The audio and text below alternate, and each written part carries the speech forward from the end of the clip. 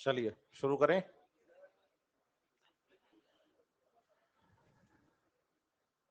चलिए बस जी, हो गई बातें जितनी करनी थी। अब अपने नया चैप्टर शुरू करेंगे। प्लांट ग्रोथ एंड डेवलपमेंट है ना। अच्छा, पेपर कैसा गया तुम लोगों का? है बढ़िया था। प्योर एनसीईआरटी बेस्ड था, लाइन टू लाइन। और ऐसा ही पेपर नीट में आता है अगर आप लोगों ने ठीक किया हो तो। नहीं है करेक्शन कोई नहीं है। अगर आपको प्रॉब्लम है तो मुझसे बात कर सकते हैं आप। मेरी तरफ से तो नहीं थी। बाकी उसके बाद पेपर में जो टाइपिंग हुई है फाइनल आंसर की बनी है, उसमें कोई करेक्शन हो तो मुझे उसका पता नहीं है क्योंकि मैं छुट्टी पे था। फिर भी अगर आपको प्रॉब्लम हो तो क्लास के बाद मुझे काउंटर पे मिलिए और क्वेश्चन मुझे बता दीजिए कि सर इसमें ये लग रहा है हमें, तो अपने उस पर बात कर लेंगे। ठीक है, मेरी तरफ से कोई करेक्शन नहीं है उसमें। करें फिर शुरू करें, नया चैप्टर है ना।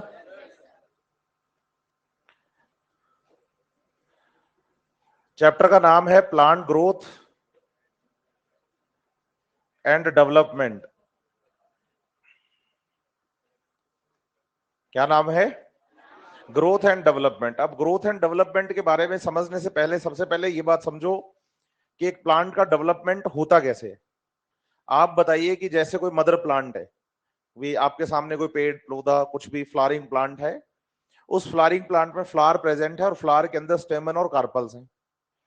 स्टेमन में पोलन ग्रेन्स बनते हैं और पोलन ग्रेन्स जाके स्टिग्मा पे गिर के जर्मिनेट होते हैं और पोलन ट्यूब बनती है और पोलन ट्यूब के थ्रू मेल गैमेट्स जो है वो कहां मिलते हैं? एग सेल के हो जाके। और एग सेल और मेल गैमेट मिलकर बनाते हैं एक 2n टाइप का सेल जिसको नाम देते हैं हम जाइगोट। और आप बताइए कि जब हम सेल चैप्टर पढ़ते हैं तो हमें कहा जाता है कि cell is the basic structural and functional unit of life. और इसमें स्ट्रक्चरल बोलने का रीजन यही है कि सभी ऑर्गेनिजम्स की बॉडी सेल से बनी होती है और एक सिंगल सेल से ही डेवलप होती है। उस सिंगल सेल का नाम जाइगोट है। सबकी बॉडी किसकी बनी हुई है? सेल्स की बनी हुई है। लेकिन डेवलप भी किससे हो रही है? एक सिंगल सेल से। और उस एक सिंगल सेल का नाम क्या है? जाइगोट। तो सबसे पहले आपको समझना है कि एक मदर प्लांट पर एक 2n टाइप की सेल बनती है जिसका नाम क्या है? जाइगोट। रिजल्ट है फर्टिलाइजेशन का। किसका? फर्टिलाइजेशन का। और इसी से ही डेवलप होगा एक मैच्योर प्लांट। लेकिन वो डेवलप कैसे होगा? तो हम कहेंगे बाय सेल डिवीजन। कि जाइगोट की जो सेल्स हैं, इन सेल्स में सेल डिवीजन चलेगा। क्या चलेगा?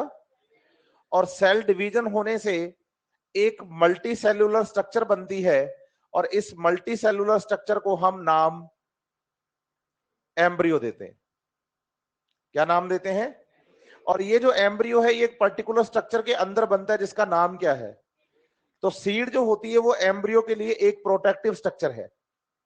तो मदर प्लांट पर फर्टिलाइजेशन से 2n टाइप की एक सेल जाइगोट का फॉर्मेशन हुआ और जाइगोट की सेल्स में कंटिन्यू सेल डिवीजन होने की वजह से एक मल्टी सेलुलर स्ट्रक्चर का फॉर्मेशन हुआ है जिसका नाम क्या है? एम्ब्रियो। इस एम्ब्रियो का जो एक्सिस है इसके दो पार्ट हैं, एक अपर पार्ट है और एक लोअर पार्ट है। अपर पार्ट का जो टिप है उसे हम नाम देते हैं प्ल्यूम्यूल। क्या नाम देते हैं? और लोअर पार्ट का जो टिप है उसे हम नाम देते हैं रेडिकल। क्या नाम देते हैं? रेडिकल। कि इसका मतलब जाइगोट जो सिंगल सेल था उसमें कंटिन्यू डिवीजन होने से मल्टी सेलुलर एक स्ट्रक्चर बनती है जिसका नाम एम्ब्रियो है। एम्ब्रियो एक प्रोटेक्टिव स्ट्रक्चर के अंदर प्रेजेंट है, उस प्रोटेक्टिव स्ट्रक्चर का नाम सीड है। इस एम्ब्रियो के एक्सिस पर, जब हम एक्सिस की बात करते हैं तो life cycle of angiosperm, sexual reproduction, flowering plant की बात आती है। जब उसे डिस्कस करेंगे तो पता चलेगा कि एम्ब्रियोनल एक्सिस को हम टाइगेलम कहते हैं। तो एम्ब्रियोनल जो एक्सिस है उस एक्सिस के दो पार्ट है, एक अपर पार्ट और एक। अपर पार्ट का टिप क्या है? प्लीम्यूल। और लोअर पार्ट का टिप क्या है? रेडिकल। सही है बात या नहीं? आप बताइए, अब इस सीड को हमने मिट्टी में लगाया तो मिट्टी में लगाने पर सीड का क्या हुआ? जर्मिनेशन। अब जर्मिनेशन का मतलब क्या है? बोलो। प्लीम्यूल और रेडिकल की सेल्स में सेल डिवीजन होगा। क्या होगा?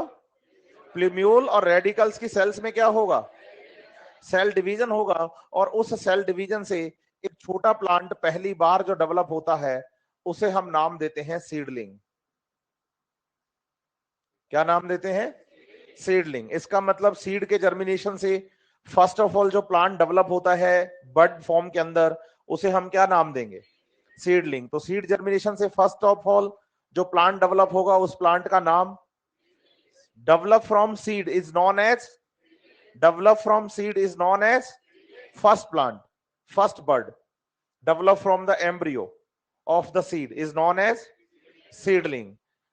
सीडलिंग की जो सेल्स हैं वो कंटिन्यू अब क्या करेंगे?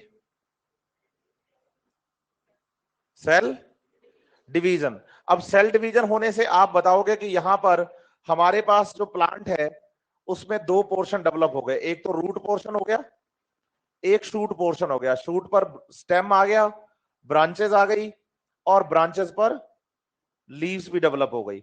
मतलब अब पहले से थोड़ा अच्छा प्लांट डेवलप हो गया है। हम इसे नाम दे सकते हैं एक कि भाई स्मॉल प्लांट बन गया। क्या बन गया? तो पहले क्या था?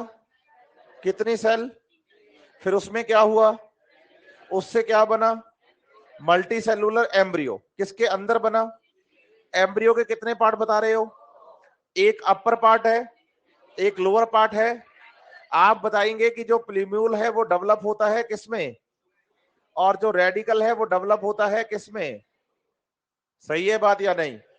तो जब ये एम्ब्रियो डेवलप होगा, एम्ब्रियो जब ये जर्मिनेट करेगा, तो जर्मिनेट से एक तो बनेगा शूट पार्ट और एक बनेगा रूट पार्ट, जिसमें शूट वाला हिस्सा हो गया ब्रांचेस, स्टेम और लीव्स वाला, और रूट जो है बच्चे वो पॉजिटिव जियोट्रॉपिक ग्रोथ करते हुए सॉइल में ग्रोथ करती है। हाँ या ना? फिर आप बताएंगे कि इसी प्लांट की जो सेल्स हैं वो कंटिन्यू आगे क्या करने वाली हैं? Cell divisions. और कंटिन्यू सेल डिवीजन चलने से ये जो प्लांट है इसकी और अच्छे से ग्रोथ हो जाएगी। इसका जो रूट पार्ट है वो और ज्यादा क्या हो जाएगा? डेवलप हो जाएगा। रूट्स जो है उन पर सेकेंडरी रूट आ जाएंगी, सेकेंडरी रूट पर टर्शरी रूट आ जाएंगी। मतलब रूट सिस्टम और ज्यादा फैल जाएगा।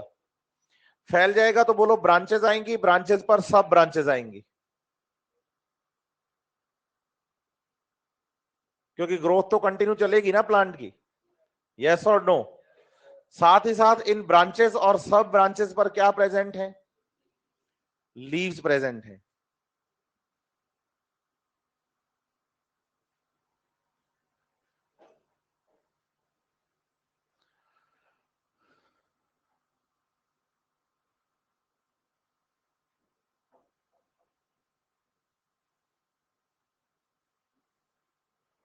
आप बताइए, लीव्स डेवलप होने के साथ साथ यहां फ्लावर्स भी डेवलप होंगे।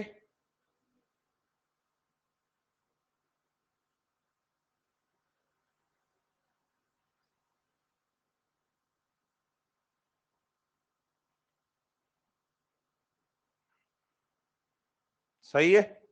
और फ्लावर्स के साथ साथ आप यहां बताएंगे कि फ्रूट्स का भी फॉर्मेशन हो गया। जैसे मान लीजिए ये फ्रूट लग रहे हैं, इस प्लांट को हम क्या नाम देंगे? Mature plant. एक फ्लावरिंग प्लांट के अंदर अगर क्या फॉर्मेशन हो जाए, बोलो फ्लावर बन जाए ना, तो हम प्लांट को मैच्योर बोलते हैं। क्या बोलते हैं? मैच्योर। ये पूरा जो प्रोसेस दिख रहा है ना आपको, जाइगोट से, सिंगल सेल से एक मैच्योर प्लांट का जो फॉर्मेशन है, यही पूरा का पूरा प्रोसेस डेवलपमेंट है। और यही हमारा चैप्टर है कि जाइगोट से आगे सीड कैसे बनेगा, सीड से आगे जर्मिनेशन कैसे होगा, सीडलिंग कैसे बन रहा है, सीडलिंग से नए प्लांट्स का फॉर्मेशन, प्लांट पार्ट का फॉर्मेशन कैसे हो रहा है, नई लीव्स कैसे आ रही हैं। ये पूरा का पूरा हमारा चैप्टर है कंप्लीट, और यही डेवलपमेंट है। बोलो, single cell zygote develops into a mature plant. क्या बोलते हैं? Single cell zygote develops into a mature plant. इसी पूरे प्रोसेस को हम क्या बोलने वाले हैं? डेवलपमेंट। क्या बोलने वाले हैं? तो यही हमारा चैप्टर है। अब डेवलपमेंट में बेसिकली आपको दो चीजें को ध्यान रखना है। जब भी हम बात किसकी करेंगे? डेवलपमेंट की। किसकी? तो आप बताइए, इसमें पहला स्टेप जो है जाइगोट में क्या हुआ? जब जब सेल का क्या होगा, तो नंबर ऑफ सेल्स बढ़ेंगी। जब जब सेल्स का क्या होगा, तो number of cells, number of cells का बढ़ना मतलब क्या होना? तो क्या यहां ग्रोथ है? क्या यहां भी ग्रोथ है? क्या यहां भी ग्रोथ है? तो क्या डेवलपमेंट के दौरान ग्रोथ कंटिन्यू है, पक्का? सही है बात या नहीं? अब यहां सेल्स कितनी थी, जाइगोट कितनी सेल था, उसके बाद मल्टी सेलुलर क्या बना? क्या एम्ब्रियो की सभी सेल्स एक जैसी हैं? डिफरेंट है, हाँ या ना? अगर डिफरेंट नहीं होती तो डिफरेंट स्ट्रक्चर्स का नाम कैसे आता? प्लीम्यूल और रेडिकल हम कैसे बोलते? सही है बात या नहीं? तो क्या बनने वाली नई सारी सेल्स एक जैसी हैं? नहीं है।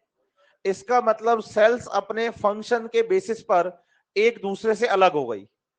प्लीम्यूल की सेल्स का काम शूट फॉर्मेशन है और रेडिकल की सेल्स का काम रूट फॉर्मेशन है। मींस फंक्शंस के बेसिस पर सेल्स क्या हो गई हैं? एक दूसरे से अलग हो गई हैं, सेपरेट हो गई हैं, डिफरेंशिएट हो गई हैं। और न्यूली फॉर्म सेल्स का अपने फंक्शंस के बेसिस पर एक दूसरे से क्या हो जाना? अलग हो जाना डिफरेंशिएशन कहलाता है। क्या कहलाता है? तो क्या यहां डिफरेंशिएशन चल रहा है? बिल्कुल, तभी तो प्लीम्यूल और रेडिकल बना। फिर इसमें जर्मिनेशन से जो नई सेल्स बनेंगी उनमें से कुछ शूट का और कुछ किसका फॉर्मेशन करेंगी? रूट का। तो इधर भी क्या चल रहा है? डिफरेंशिएशन। सही है बात या नहीं? इधर फिर जब नई सेल्स बनेंगी, क्या नई बनने वाली सारी सेल्स एक जैसी होंगी? नहीं। न्यूली फॉर्म सेल्स जब अपने फंक्शन के बेसिस पर एक दूसरे से क्या हो जाएं?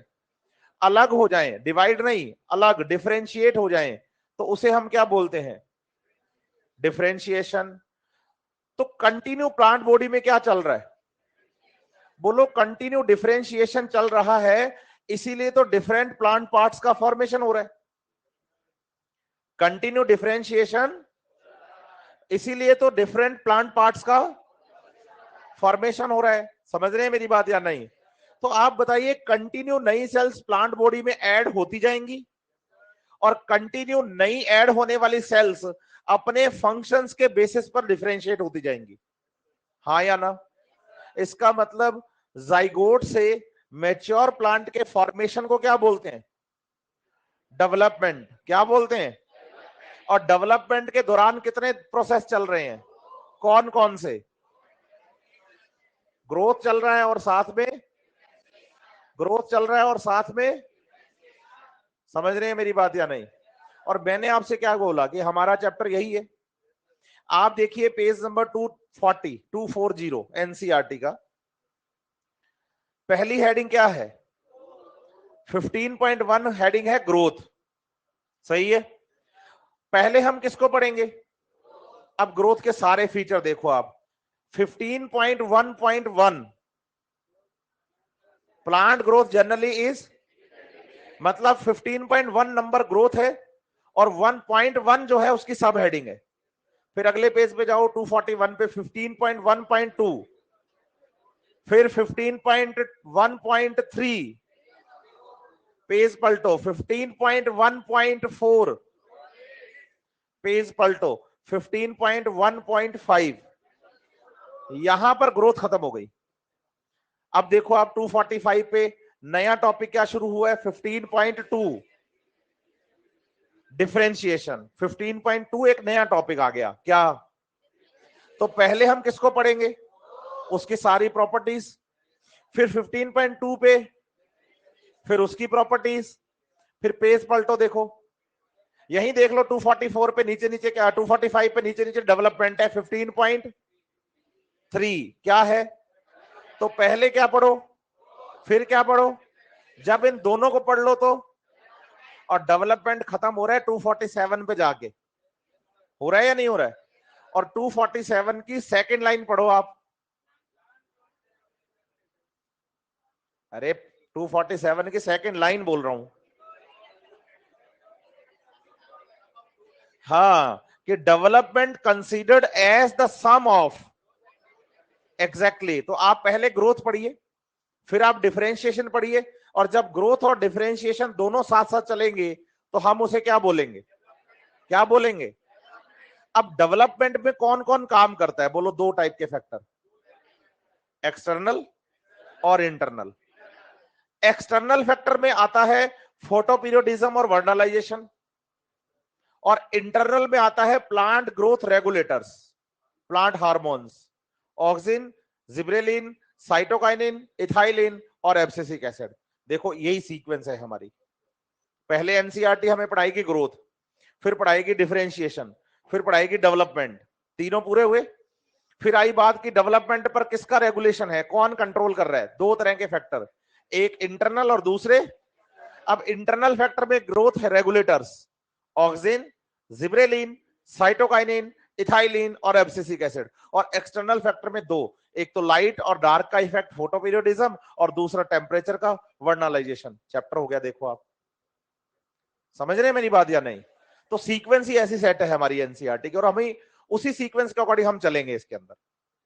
यहां तक कोई प्रॉब्लम समझ आई है बात या नहीं। एनसीईआरटी पेज नंबर 239 पे फिर से आ जाइए आप। Plant growth and development chapter number 15 है। इस इंट्रोडक्टिव पोर्शन के अंदर एनसीईआरटी ने हमें पढ़ाया कम और पूछा ज्यादा है, क्योंकि यहां तक आते आते एनसीईआरटी को लगता है कि बच्चा प्लांट डाइवर्सिटी पढ़ के आ गया। पहले 3 chapter, first unit cell biology उसने पढ़ ली, मोर्फो एनाटॉमी वो कर चुका है, और प्लांट फिजियोलॉजी का सबसे लास्ट टॉपिक है। 11th क्लास की बॉटनी का सबसे लास्ट चैप्टर है ये। तो यहां तक आते आते उसको लगता है कि बच्चे ने सब कुछ तो पढ़ लिया है सीक्वेंस के अंदर, हालांकि आपने पढ़ा नहीं है, लेकिन फिर भी उनको ये लगता है कि भाई इन्होंने सीक्वेंस में सब तो पढ़ ही लिया, सीक्वेंस के अंदर आ रहे हैं। इसलिए एनसीईआरटी 11th क्लास के बॉटनी के इस लास्ट चैप्टर में इंट्रोडक्टिव पोर्शन में पढ़ाती कम है और पूछती, हमें उसी पे काम करना है। सबसे पहले तो एनसीईआरटी जब ये टॉपिक पढ़ाना आपको शुरू करती है तो एनसीईआरटी कहती है कि कुछ टर्म्स हैं, कुछ टर्मिनोलॉजी हैं जिन पे आपको बेसिकली फोकस करना होगा, जिसमें पहले नंबर पे जाइगोट आपको पता होना चाहिए, सीड पता होना चाहिए, सीडलिंग पता होना चाहिए, स्मॉल प्लांट और मैच्योर प्लांट पता होना चाहिए। लेकिन एक नई टर्म और है एनसीईआरटी के अंदर, प्लांटलेट। क्या है? प्लांटलेट। टर्म का नाम क्या है? प्लांटलेट। तो एनसीईआरटी कह रही है कि भाई इसके बारे में भी आप जान लीजिए।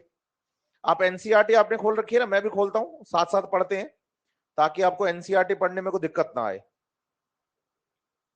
प्लांट ग्रोथ एंड डेवलपमेंट वाले चैप्टर को वैसे भी यही कहा जाता है कि ऐसे ही है, लेकिन वास्तव में ऐसा है नहीं।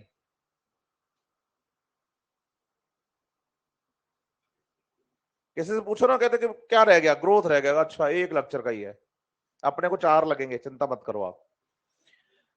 हाँ, you have already studied the organisation of the flowering plant in chapter 5। देखो एनसीईआरटी ने शुरू यहीं से किया है। उसको लगता है कि बच्चा मॉर्फोलॉजी पढ़ के आया है, लेकिन नहीं पढ़ के आया, तो मैं बेसिक से शुरू करूंगा हर बात। Have you ever thought about where and how the structures like root, stem, leaf, flower, fruit and seeds arises and that too in the orderly sequence? ये sequence आपके सामने है। आपको पता है कि जाइगोट से बनता है एम्ब्रियो, और एम्ब्रियो से बनता है सीडलिंग, सीडलिंग से बनता है स्मॉल प्लांट, और स्मॉल प्लांट आगे डेवलप होता है मैच्योर प्लांट में। सही है?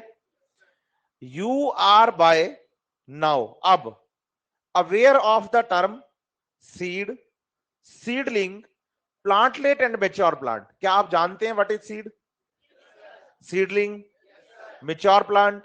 एक नई टर्म आई है प्लांटलेट। आप बताइए, सीडलिंग और प्लांटलेट दोनों ही टर्म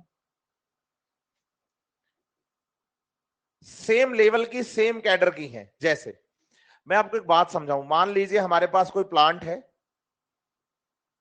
क्या है?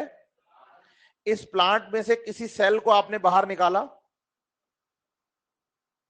टिश्यू को बाहर निकाला, या किसी प्लांट पार्ट को बाहर निकाला। क्या आपने कभी वेजिटेटिव प्रोपगेशन नाम सुना है? टिश्यू कल्चर में रखते हैं हम किसी प्लांट पार्ट को और उससे नया प्लांट बनाते हैं। सही है बात या नहीं? आपने इस प्लांट पार्ट को किस में रखा?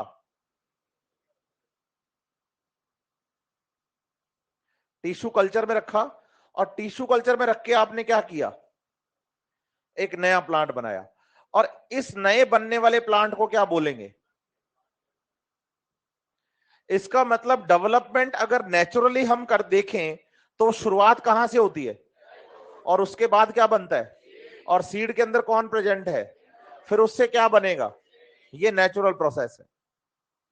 लेकिन अगर ये प्रोसेस लेबोरेटरी के अंदर करवाया जाए और किसी प्लांट पार्ट से एक नया प्लांट डेवलप किया जाए, तो बोलो सीड से बनने वाला सीडलिंग और प्लांट पार्ट से बनने वाला प्लांट, इसके आगे का प्रोसेस सेम है। इससे आगे का प्रोसेस सेम है कि सीडलिंग से आगे फिर स्मॉल प्लांट से फिर आगे मैच्योर प्लांट बनेगा, वो ठीक है।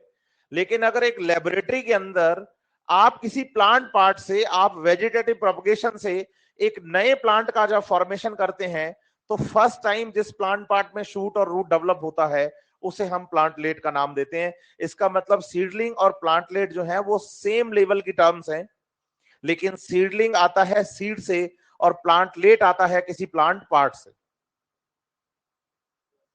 क्लियर है बात आपको या नहीं? अरे हाँ ना तो बोलो।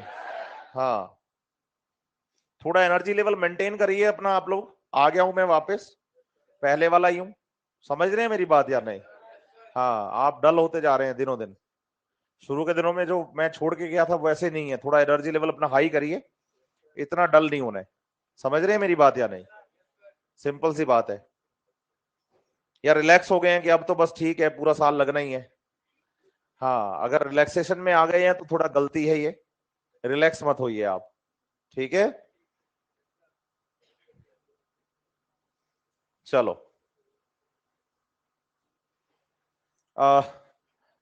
बहुत बार रिलैक्सेशन में हम ये सोच जाते हैं कि यार अब तो ठीक है, अब तो टाइम अपना ही है, और उस गलती का खामियाजा भुगतना पड़ता है, और मैं भुगत के आ रहा हूं बहुत तगड़ा वाला, है ना? मैं बेटा हर साल कहीं ना कहीं एक बार साल में जाना ही होता है, और यही टाइम होता है जब बच्चों की छुट्टी होती है। तो इस बार मेरा टूर लेह लद्दाख का था, तो मैं लेह लद्दाख पूरा घूम के आया हूँ बाई कार ड्राइव करके। मेरे को ड्राइव का बहुत शौक है। लेकिन मैं जब घर के पास पहुंचा था तो मेरे को ये लगा था कि अब तो अपना ही है रास्ता, 200 किलोमीटर घर है, 250 किलोमीटर तो चलते हैं अपने स्पीड से। समझ रहे हैं मेरी बात या नहीं? और उसी टाइम पे जब मैं बिल्कुल पहले अवेयर था तो सब मैंने बढ़िया से किया, लेकिन जब मैं रिलैक्स मोड में आया तो मेरा एक्सीडेंट हो गया, है ना? तो फिर भी मैं आपके सामने खड़ा हूं, देखो, ये आप लोगों की दुआएं थी कि कार में कुछ बचा नहीं और मुझे कुछ हुआ नहीं। हाँ, समझते हैं बात या नहीं? तो इसलिए रिलैक्स मोड में नहीं आना। मैंने इस गलती का खामियाजा भुगता है अभी ताजा ताजा ही। मैंने ये सोचा था कि अब सब तो निकल गया, अब तो घर आ गया, बस कितना तो बचा है, अभी पहुंच जाएंगे, 2 घंटे की तो बात है। लेकिन गड़बड़ हो ही गई। हालांकि गलती मेरी नहीं, किसी की थी, लेकिन अब मैं उसमें भी ये बोलूं कि मैं ओवर स्पीड था, तो सिंपल सी बात है कि अगर किसी की गलती है तो उसको भी मुझे भुगतना पड़ा, तो भुगता है मैंने। इसलिए रिलैक्स मोड में बिल्कुल मत आइए आप, थोड़ा सा अवेयर रहिए, एक्टिव रहिए, ठीक है? हाँ, तो थोड़ा सा एनर्जी दिखाइए थोड़ा सा पढ़ाई में। तो you are by now aware of the term seed, seedling, plantlet और मैच्योर प्लांट। इन टर्म्स के बारे में आपको पता होना चाहिए कि आप इनमें क्लियर हो। आज के बाद कोई प्लांटलेट बोलेगा तो पता है आपको, सीडलिंग बोलेगा तो पता है आपको। सीडलिंग एक नेचुरल टर्म है और प्लांटलेट लैब्स में होती है, हाँ या ना? You have also seen that the tree continue to increase in the height और the girth over a period of time. बिल्कुल, जब प्लांट में लगातार क्या होता जा रहा है, तो उससे नई सेल्स प्लांट बॉडी में क्या होती जा रही हैं, ऐड होती जा रही हैं। तो प्लांट जितना लेंथ में बढ़ेगा उतना ही उसका डायमीटर भी बढ़ेगा। मतलब जो तने की मोटाई, स्टेम की जो मोटाई है, रूट की जो मोटाई है, वो भी बढ़ेगी या नहीं बढ़ेगी? बिल्कुल एग्जैक्टली वही चल रहा है। तो however the leaf, flower and fruits of the same tree not only have the limited dimension but also appear and fall periodically and sometime repeatedly। दोनों को मैं समझाता हूं, periodically क्या है और रैपिडली क्या है, दोनों को हम क्लियर करते हैं। पहले आप एक बात समझिए, आपके घर पे एक बहुत बड़ा पुराना पेड़ है, ठीक है?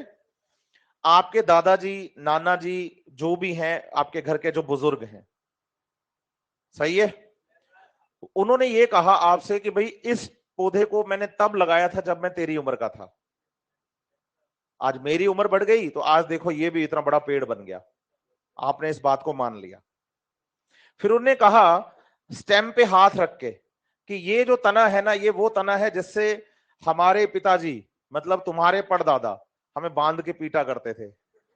आपने ये बात भी मान ली, लेकिन उन्होंने क्या किया, एक पत्ते को पकड़ के कहा ये वो पत्ता है जो इस पौधे पर पहली बार आया था। तो आप हंसोगे कि क्या मजाक करते हो, पत्ते थोड़ी इतने टाइम तक बचते हैं।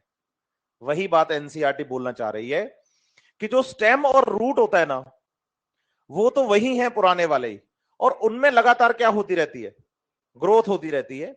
लेकिन लीव्स, फ्लावर्स और फ्रूट्स एक टाइम के बाद गिरते हैं और नए आ जाते हैं, गिरते हैं और मतलब एक लिमिटेड डायमेंशन तक लीफ ग्रोथ करती है, एक लिमिटेड डायमेंशन तक फ्लावर और फ्रूट ग्रोथ करते हैं और उसके बाद गिर जाते हैं और उनकी जगह नई लीफ आ जाती है, नए फ्लावर आते हैं, नए फ्रूट्स आते हैं। अब इनका गिरना और नए फ्लावर फ्रूट का आना दो तरीके से होता है, एक होता है पीरियोडिकली और एक होता है रिपीटली। दोनों में फर्क क्या है?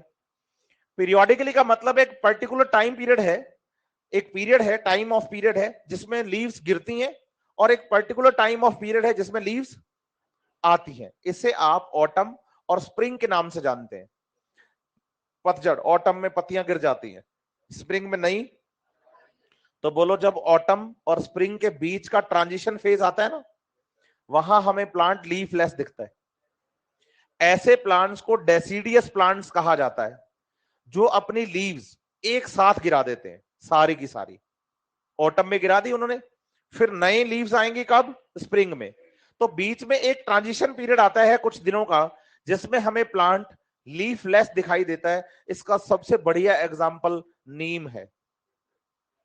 नीम देखना आप, ट्रांजिशन पीरियड जब आता है ना उसका, ऑटम से स्प्रिंग की तरफ, तो लीफलेस दिखाई देता है आपको।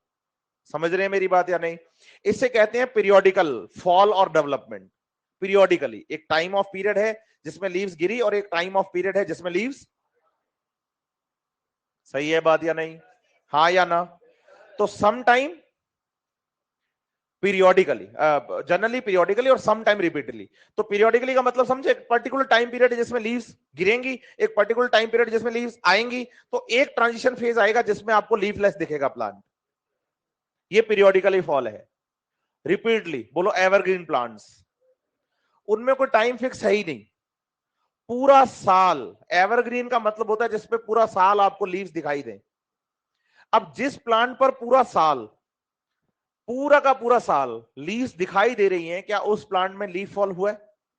बोलो हाँ, लीफ फॉल तो होता ही है, लेकिन उनका लीफ फॉल पीरियोडिकल नहीं है। होता क्या है? बोलो पुरानी पत्ती गिरने से पहले नई आ जाएगी, मतलब नई आएगी फिर पुरानी गिरेगी, नई आएगी फिर पुरानी। डेसिडियस में क्या होता है कि पहले पुरानी गिरती हैं फिर नई, तो ट्रांजिशन में लीफलेस दिखता है प्लांट। लेकिन एवरग्रीन में पहले नई पत्ती फिर पुरानी और कोई टाइम पीरियड फिक्स। बस उसमें ये देखना है कि लीफ जब ओल्ड होगी गिर जाएगी, ओल्ड होगी तो उसमें कोई फिक्स टाइम, उसमें ऑटम स्प्रिंग का कोई मतलब। और जब ऑटम स्प्रिंग का मतलब नहीं है तो सिंपल सी बात है कि उस प्लांट को हम एवरग्रीन बोलेंगे कि हमेशा हरा ही दिखता है। क्या एवरग्रीन प्लांट्स में लीफ फॉल होता है? लेकिन कैसे होता है? पहले नई आएगी फिर पुरानी गिरेगी। लेकिन डेसिडियस में क्या होता है? पहले पुरानी सारी गिरेंगी फिर एक साथ सारी नई, तो गिरने का टाइम फिक्स, आने का टाइम फिक्स। तो बोलो पीरियोडिकल। और रिपीटली का मतलब कंटिन्यू रिपीट होता जाता है ये प्रोसेस। पहले नई पत्ती आएगी फिर पुरानी, नई पत्ती आएगी फिर पुरानी, तो प्लांट कभी लीफलेस दिखेगा ही नहीं आपको। समझ रहे हैं मेरी बात या नहीं? यस और नो? मैं क्या समझाना चाह रहा हूं आपको समझ आई है बात? चलिए फिर आगे बढ़ते हैं, देखो क्या कह रही है एनसीईआरटी फिर इसके बाद। Why does the vegetative phase precede flowering in a plant? इस पूरे डायग्राम को आप बोर्ड पर देखेंगे ध्यान से तो आप पाएंगे कि जाइगोट से, एम्ब्रियो से, सीडलिंग से स्मॉल प्लांट बनने तक फ्लावर मैंने नहीं बनाया। सही है बात या नहीं? इसका सिंपल सा मतलब यह है कि यहां से लेकर यहां तक जो प्लांट की ग्रोथ है, बोलो वो वेजिटेटिव ग्रोथ है। क्या है? और जब इसमें फॉर्मेशन किसका हुआ? फ्लावर का। तो बोलो यही ग्रोथ रिप्रोडक्टिव ग्रोथ है। कौन सी ग्रोथ है? तो एनसीईआरटी आपसे क्वेश्चन पूछ रही है कि ऐसा क्यों हुआ कि पहले प्लांट में क्या होगी और फिर क्या आएगा? ऐसा क्यों है? इसलिए देखो क्वेश्चन क्या पूछ रहा है, why does growth proceed flowering. समझ रहे हैं मेरी बात या नहीं? कि फ्लावरिंग जो है वो वेजिटेटिव ग्रोथ के बाद क्यों हुई? आप बताइए, फ्लावर जो है क्या कौन? बोलो flower is a reproductive organ और structure of the plant. Flower जो है वो एक रिप्रोडक्टिव ऑर्गन या स्ट्रक्चर ऑफ द प्लांट है। बोलो reproduction is the sign of maturity. Reproduction is the, सभी ऑर्गेनिजम्स में, सभी लिविंग ऑर्गेनिजम्स में, चाहे वो यूनिसेल्युलर हो और चाहे मल्टी सेल्युलर, रिप्रोडक्शन हो रहा है, मींस सेल या ऑर्गेनिज्म मैच्योर है। तो reproduction is the sign of, तो इसका मतलब पहले ये प्लांट क्या करेगा? वेजिटेटिव ग्रोथ, और अपने आप को क्या करेगा? और जब ये प्लांट क्या हो जाएगा तो मैच्योरिटी के बाद क्या करेगा? रिप्रोडक्शन। मैच्योरिटी के बाद क्या करेगा? इसीलिए आप बताइए कि वेजिटेटिव ग्रोथ से प्लांट पहले अपने आप को मैच्योर करता है और आफ्टर मैच्योरिटी, आफ्टर क्या हो गया? समझ पाए हैं बात? यस और नो? अच्छे से। मैं क्या कहना चाह रहा हूं आपको समझ आ रही है बात अच्छे से ना? पक्का? तो एनसीईआरटी पूछ रही है कि भाई बताओ वेजिटेटिव ग्रोथ के बाद रिप्रोडक्टिव ग्रोथ क्यों हुई, मतलब फ्लावर क्यों बना? तो आप बताइए कि flower is a reproductive organ, reproductive structure, and reproduction is the sign of maturity. आगे बढ़ते हैं। All plant organs are made up of the variety of tissues. बिल्कुल। क्या लीफ और स्टेम का टिश्यू सेम है? फ्लावर रूट का tissue same है? तो डिफरेंट टाइप ऑफ टिश्यू हैं इसमें, सही बात है। Is there any relationship between the structure of a cell, a tissue, an organ and the function they perform? बिल्कुल, बोलो यस, रिलेशन तो है। पूछो कैसे? बोलो लीफ परफॉर्म करती है फोटोसिंथेसिस, और फोटोसिंथेसिस में चाहिए वाटर, मिनरल्स, जो रूट एब्जॉर्ब करके देती है सॉइल से। बोलो रूट फोटोसिंथेसिस, लेकिन उसको जिंदा रहने के लिए क्या चाहिए? फूड चाहिए, और फूड उसे लीफ बना के दे रही है। तो क्या इनमें आपस में कोई रिलेशनशिप है? बिल्कुल है, बिल्कुल है। ऐसे सभी सेल्स टिश्यूज में कोई ना कोई रिलेशनशिप तो होता ही है। फिर आगे बढ़ो। Can the structure and function of these be altered? Yes. क्या इनके फंक्शन एक दूसरे के अल्टर हो सकते हैं? बिल्कुल हो सकते हैं। कैसे हो सकते हैं इसको समझ लेते हैं। ग्रीन कलर की बात कर रहे हो आप कहते हो लीफ ग्रीन कलर की है तो फोटोसिंथेसिस कर रही है, लेकिन आप बताओ अगर स्टेम ग्रीन कलर का होगा तो क्या फोटोसिंथेसिस नहीं करेगा? फ्रूट ग्रीन कलर का होगा तो फोटोसिंथेसिस नहीं करेगा। फिर अब जो रूट्स हैं, कौन? वो सॉइल से वाटर और मिनरल्स को क्या कर रही हैं? क्या कर रही हैं? क्या एरियल पार्ट्स भी कर सकते हैं? बोलो हाँ। वेलामेंट टिश्यू पढ़ोगे आप जाके, जो एटमॉस्फेयर से मॉइस्चर को एब्जॉर्ब करता है, जो कि एनाटॉमी अभी आपने पढ़ी नहीं है। तो क्या इनके स्ट्रक्चर और फंक्शंस जो है वो अल्टर कर सकते हैं? बोलो यस, कर सकते हैं। क्या ये एक दूसरे का काम कर सकते हैं? बोलो यस, कर सकते हैं। सही है बात या नहीं? कर सकते हैं, इसलिए पूछा है। हमेशा करेंगे ही ये जरूरी? कैन लिखा है उसने। All cells of the plants are descendant of the, ये देखो आप, इस प्लांट के अंदर जितनी भी सेल्स हैं वो सारी की सारी डेवलप कहां से हुई हैं? ये आपके सामने है पूरा flow chart. The question is, फिर क्वेश्चन क्या बनता है अगर सारी सेल जाइगोट से डेवलप हुई हैं? मैं कह रहा हूं पढ़ाया कम है, पूछा और बच्चा इस पे ध्यान नहीं देता, वो कहता है ये तो इंट्रोडक्शन है, ये तो इंट्रोडक्शन है, और फिर कहते हैं इसमें कुछ नहीं है, ये तो रटने वाला ही है। रटने वाला अपने आप ही है, अब इसमें क्वेश्चन ही है, कुछ पूछा ही है, सारा कुछ बताया तो है ही नहीं कुछ।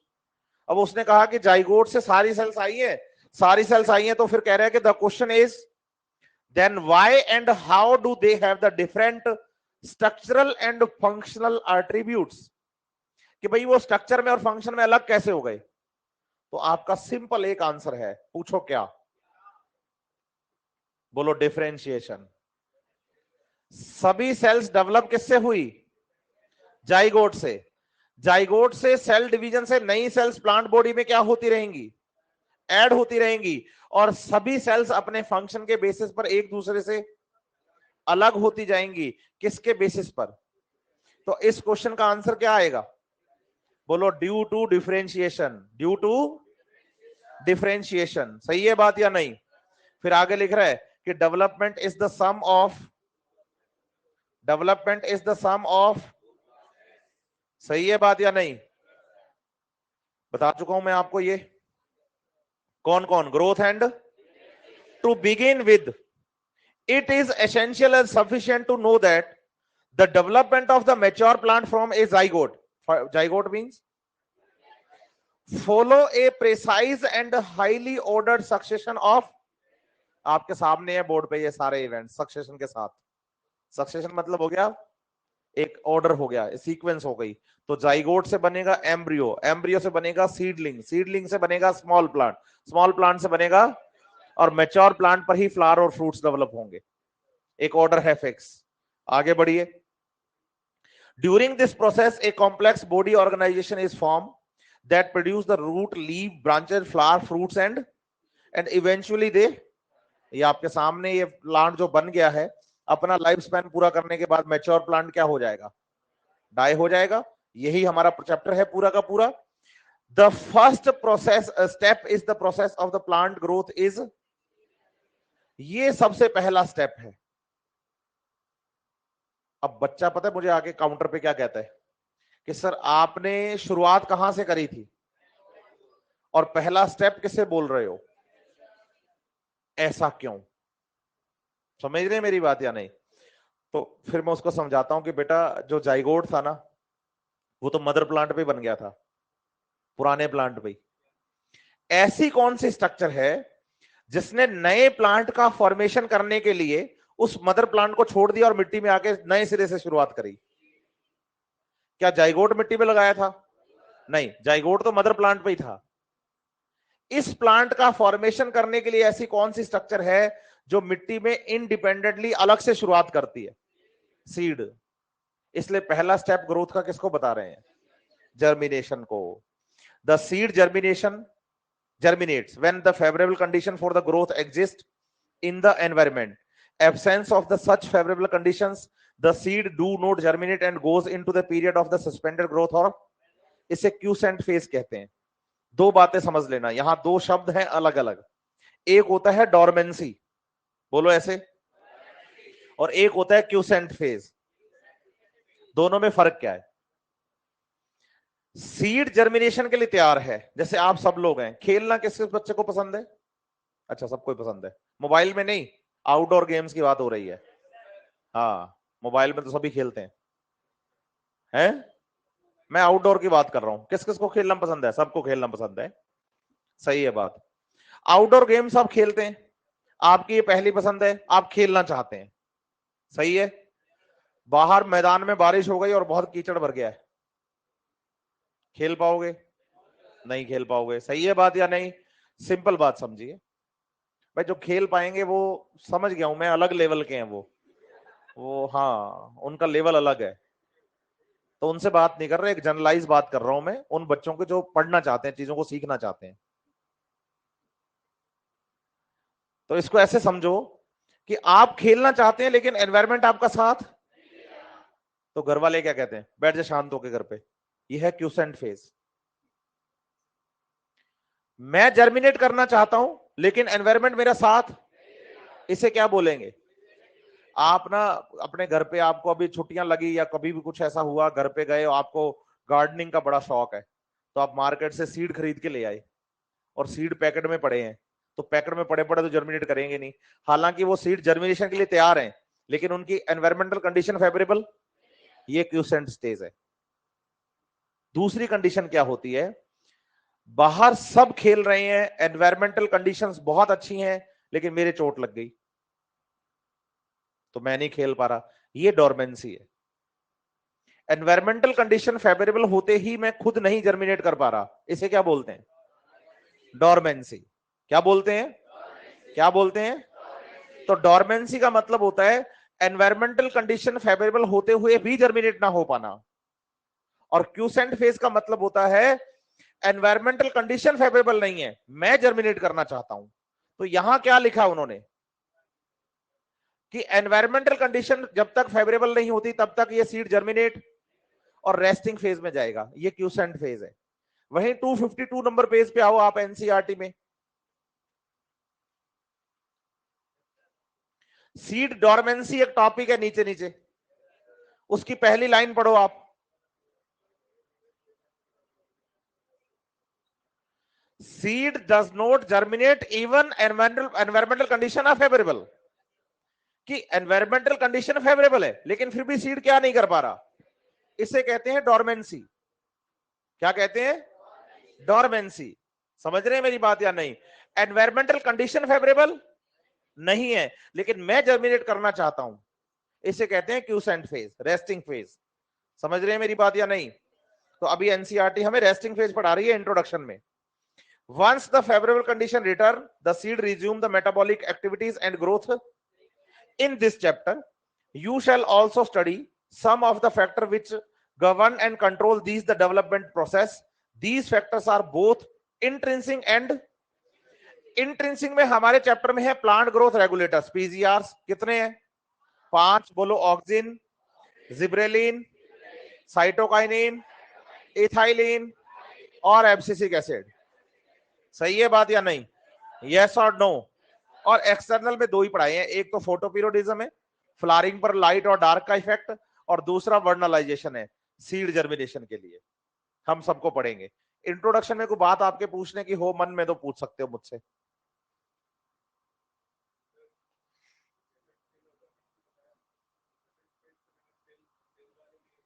हाँ, क्वेसेंट बहुत सारी जगहों पे आता है। शांत का मतलब बायोलॉजी में ये है क्यूसेंट, जैसे जी नॉट फेज को भी क्यूसेंट फेज कहते हैं। 164 नंबर पेज है, पहला ही पैराग्राफ है, ऊपर ऊपर लिखा है पहले पैराग्राफ के अंदर कि G naught phase of the cell cycle is also known as quiescent phase, मतलब सेल डिवाइड नहीं करती, डिवीजन के लिए शांत हो जाती है। ऐसे ही रूट का जो टिप वाला रीजन होता है, रूट कैप, उसके पीछे का कुछ पोर्शन होता है जो डिवीजन में नहीं काम आता, वो केवल रूट कैप की सेल्स को रिप्लेस करता है। वहां के एरिया को क्यूसेंट एरिया कहते हैं, क्यूसेंट जोन कहते हैं। तो क्यूसेंट का मतलब बायोलॉजी में क्या है? शांत।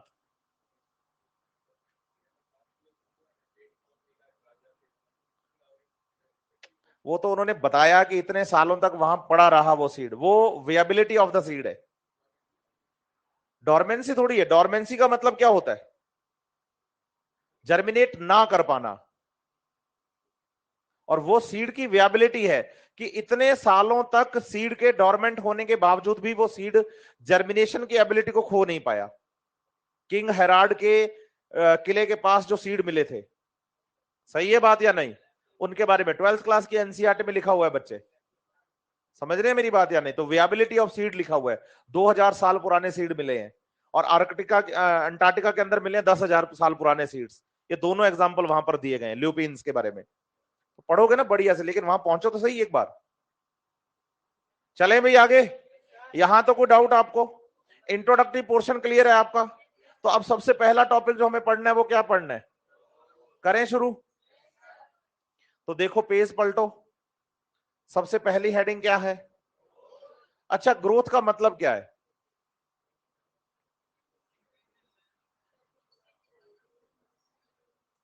बोलो, ग्रोथ मतलब? सीधे बैठेंगे सबके सब। तुम इतने शांत हो गए हो, है ना? रिलैक्स मोड में बिल्कुल, ऐसे देखने वाले को लगेगा बच्चे कितने अच्छे से पढ़ रहे हैं। समझ रहे हैं मेरी बात आप? कि कितना सुधर गया ये बैच। सच्चाई कुछ और है, वो मेरे को पता चल रही है, क्योंकि मैंने आप लोगों को देखा है बच्चे पहले भी। समझ रहे हैं मेरी बात या नहीं? हाँ, तो आप क्यूसेंट फेज में आ रहे हैं, तो प्लीज इससे बाहर निकलिए, है ना? नहीं, डोरमेंट तो आप नहीं है। डोरमेंट होते तो आप क्लास ही नहीं आते, है बेटा? क्या कह रही हैं आप? क्या बोल रही हैं? खाएंगे नहीं तो एनर्जी नहीं मिलेगी। अच्छा, तो ऐसे ही अगर पढ़ेंगे नहीं तो लाइफ नहीं बनेगी, ये भी साथ में है। जोड़ के रखिए इसको, ठीक है बात या नहीं? नहीं चाहते आप अपनी आपकी लाइफ इजी जाए? हाँ, तो थोड़ा सा इसमें तो ऐसा नहीं कि मतलब हंसना खेलना नहीं है, बात नहीं करनी, सब करना है, लेकिन उसका इफेक्ट हमारी पढ़ाई पर नहीं होना चाहिए। सिंपल सा कॉन्सेप्ट है अपना, तो है ना? तो थोड़ा कंट्रोल करिए भावनाओं पर और पढ़ाई पर, ठीक है? चलो, तो बात करते हैं किसकी? ग्रोथ की। ग्रोथ मतलब क्या है? इंक्रीज। इंक्रीज किस में? बोलो, किसी में भी। Increase in number, length, size, biomass, dry weight, fresh weight, समझ रहे हैं मेरी बात या नहीं? कुछ भी, वॉल्यूम, बस क्या हो रहा हो, सरफेस एरिया क्या हो रहा हो, लेंथ क्या हो रहा हो, किसी में भी इंक्रीज होना, बोलो क्या है, बस। अब ग्रोथ लिविंग भी करते हैं और लिविंग भी करते हैं और सही है बात या नहीं? हाँ या ना? तो ग्रोथ तो लिविंग का करेक्टर भी है और लेकिन लिविंग की ग्रोथ को नॉन लिविंग से अलग कैसे करते हैं? कि जो प्लांट ग्रोथ है वो प्लांट एक लिविंग ऑर्गेनिज्म है और उसकी ग्रोथ में और एक नॉन लिविंग की ग्रोथ में फर्क तो होगा। कैसे?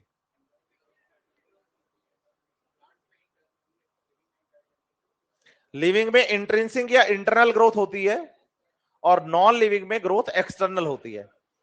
पहला चैप्टर जब बच्चा पढ़ता है तो ग्रोथ में वो पढ़ता है कि भाई जो वो होते हैं रेत के टीले या चट्टाने जो होती है उनके ऊपर लगातार मिट्टी की लेयर जमती रहने से ऊपर से उनका साइज बढ़ता रहता है, तो उसको हम एक्सटर्नल ग्रोथ कहते हैं।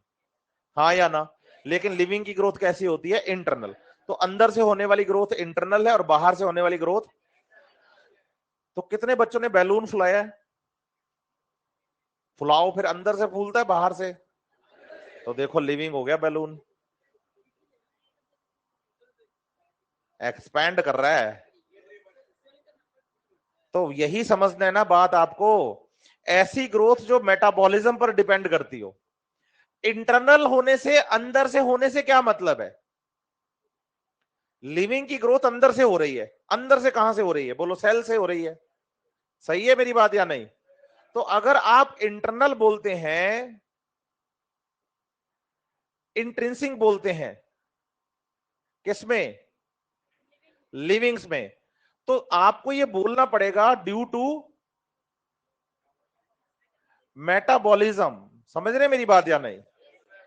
हम कहते हैं कि लिविंग की ग्रोथ अंदर से होती है, तो लिविंग के अंदर ऐसा क्या हो रहा है जो ग्रोथ हो रही है? मेटाबॉलिज्म हो रहा है। और आप बताइए कि मेटाबॉलिज्म में दो चीजें होती हैं, एक तो होता है कैटाबॉलिज्म और एक होता है, और अगर आप चाहें कि प्लांट क्या करे, ग्रोथ, प्लांट क्या करे, तो उसमें एनाबॉलिज्म और कैटाबॉलिज्म। एग्जैक्टली, और ऐसा होता है। प्लांट में फोटोसिंथेटिक रेट रेस्पिरेटरी रेट से 10 टाइम ज्यादा होती है। समझ रहे हैं मेरी बात या नहीं? हाँ या ना? यस और नो? दूसरा आपको समझना है कि जब हम लिविंग की ग्रोथ की बात करते हैं तो आपको बताना है कि लिविंग की जो ग्रोथ है बच्चे, वो इरिवर्सिबल है। कैसी है? इरिवर्सिबल। कि भाई एक प्लांट था, वो 2 फुट से 5 फुट का हो गया, 5 से 7 फुट का हो गया, तो क्या आप उसे दोबारा 5 से 2 फुट का कर सकते हैं? बच्चा का तो काट देंगे। काट देंगे तो डिस्ट्रॉय कर देंगे ना आप, रिवर्स तो नहीं कर पा रहे ना उसे आप। समझ रहे हैं मेरी बात या नहीं? हाँ या ना? तो फिर वो ग्रोथ अगर हम पढ़ रहे हैं तो वो कैसी पढ़नी है? इरिवर्सिबल। बच्चा कहता है मैंने तो मोटे आदमी को पतला होते हुए देखा है सर, और वो लिविंग भी है। तो फिर आप उसको बताइए ना ग्रोथ कहां है, वो तो डी ग्रोथ है। और जब एक मोटा आदमी पतला होता है तो उसके अंदर कैटाबॉलिज्म को बढ़ावा दिया जाता है, एनाबॉलिज्म को कम। कार्बोहाइड्रेट का इंटेक कम करवा देते हैं और एक्सरसाइज ज्यादा करवा देते हैं, जिसमें से कैटाबॉलिज्म की वैल्यू क्या होती है और एनाबॉलिज्म की वैल्यू, ये डी ग्रोथ हो जाता है। क्या हो जाता है? लेकिन हमारा टॉपिक डी ग्रोथ थोड़ी है, हमारा टॉपिक क्या है? ग्रोथ का मतलब क्या है कि लिविंग में एनाबॉलिज्म क्या होना और कैटाबॉलिज्म। इसका मतलब जो ग्रोथ है वो एनाबॉलिज्म कैटाबॉलिज्म दोनों पे डिपेंड कर रही है। हाँ या ना? यस और नो? और सेल के मेटाबॉलिज्म को चलाने में क्या लगेगी? तो आप बताइए कि लिविंग की ग्रोथ एक एनर्जी कंज्यूमिंग प्रोसेस है। क्या बोलेंगे? कौन? कैसी है? इरिवर्सिबल है, इंट्रिंसिक है। इंट्रिंसिक होने से मतलब क्या है? मेटाबॉलिज्म पर डिपेंड कर रही है। किस पर डिपेंड कर रही है? समझ रहे हैं मेरी बात या नहीं? हाँ या ना? एनसीईआरटी ग्रोथ वाले टॉपिक के अंदर लास्ट में क्वेश्चन आपसे पूछती है। ग्रोथ वाला जो टॉपिक है ना, उसमें लास्ट में पहले पैराग्राफ के लास्ट में क्वेश्चन पूछा है कि भाई एक सूखी लकड़ी का टुकड़ा है, ड्राई वुड पीस है, उसको आपने पानी में रखा तो वो फूल गया, उसको आपने, तो क्या ये ग्रोथ है? बोलो यस सर। लेकिन ये प्लांट ग्रोथ नहीं है। ग्रोथ तो नॉन लिविंग भी करते हैं ना यार। तो क्या ये ग्रोथ है? बोलो यस। लेकिन क्या ये लिविंग की ग्रोथ है? नहीं, लिविंग की ग्रोथ नहीं है, क्योंकि इस टुकड़े को अगर हम पानी से बाहर निकाल के रखेंगे तो ये फिर से सूख जाएगा और फिर से पिचक जाएगा, तो ये तो रिवर्सिबल हो गया। हाँ या ना? यस और नो? इसे इम्बाइबिशन कहते हैं। क्या कहते हैं? जो कि हम पढ़ेंगे आगे चल के। अभी थोड़ा सा वेट है उसके लिए, ट्रांसपोर्ट एंड प्लांट वाले चैप्टर में बात करने वाले हैं, इस चैप्टर के बाद शुरू करेंगे हम उसे।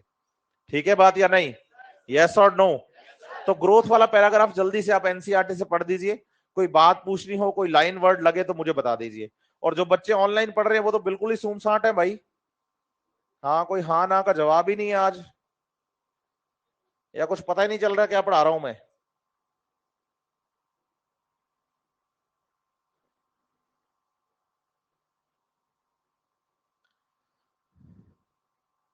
कॉन्स्पीसियस का मतलब होता है clearly visible.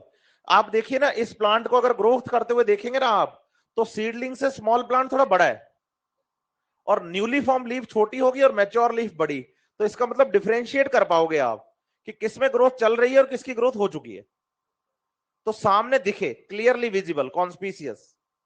Basic fundamental conspicuous feature of the living beings, कि जो ग्रोथ करते हैं उनमें ग्रोथ दिखती है सामने। जोर से बोल।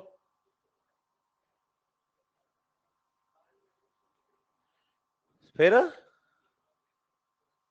अरे, डी ग्रोथ और ग्रोथ बोलने के लिए मेटाबॉलिज्म और कैटाबॉलिज्म बोलना जरूरी है ना? वो तो इम्बिबिशन है।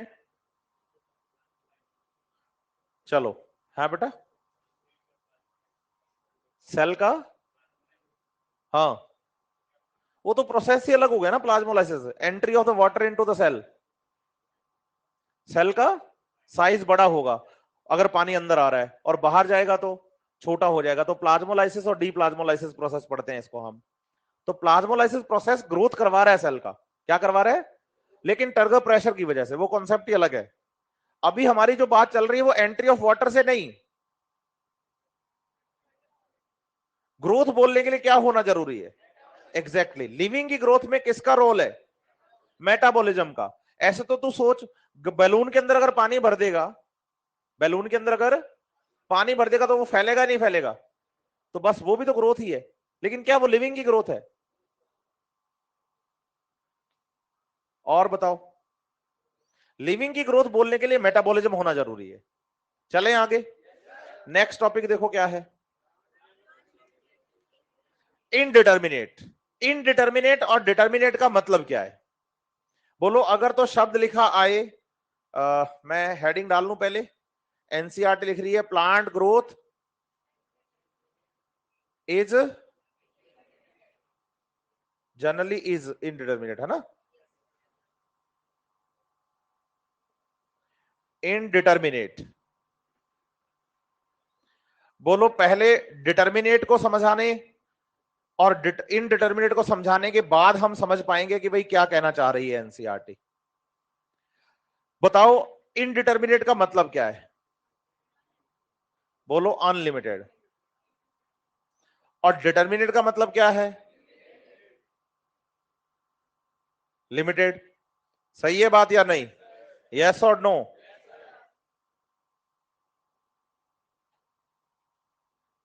अभिजीत कह रहा है कि सर समझ आ रहा है। नयन भी कह रहा है कि सर पता चल रहा है।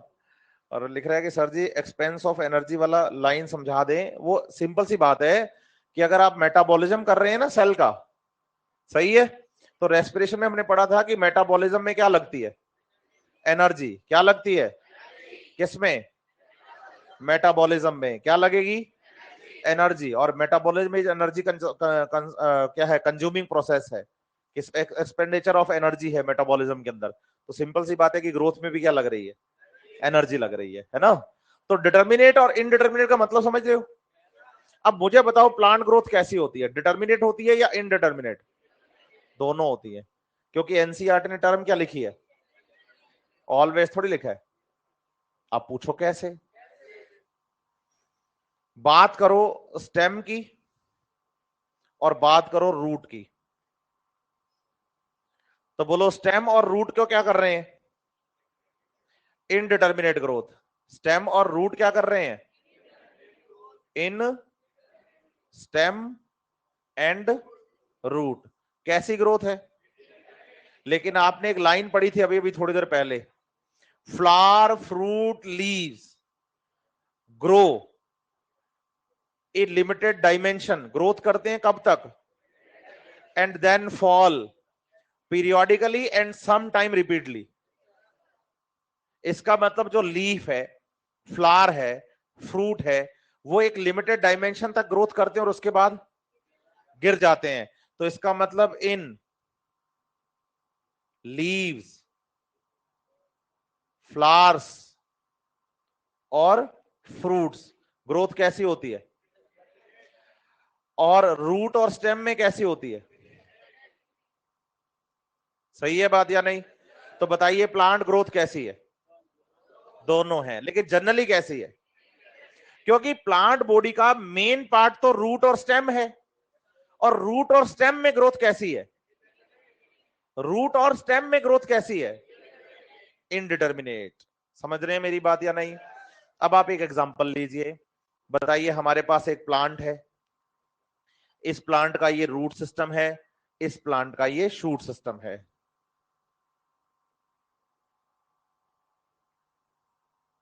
सही है? आप बताओ, ये है शूट, एपिकल, मेरिस्टेम, और ये है बोलो रूट, एपिकल, मेरिस्टेम। तो एक तो है शूट, एपिकल, मेरिस्टेम, और एक है मेरिस्टेमेटिक टिश्यू। का काम होता है throughout the life divide करना, थ्रू आउट द लाइफ। तो बोलो शूट एपिकल मेरिस्टेम और root apical meristem continue to divide, continue and add new cells in plant body. Plant body में लगातार नई सेल्स को क्या करते जाएंगे? मतलब प्लांट ग्रोथ के अनलिमिटेड होने का रीजन क्या है? बोलो उसका मेरिस्टेम। जब तक प्लांट जिंदा है मेरिस्टेम काम करेगा, और जब तक मेरिस्टेम काम करेगा तब तक नई सेल्स को प्लांट बॉडी में ऐड।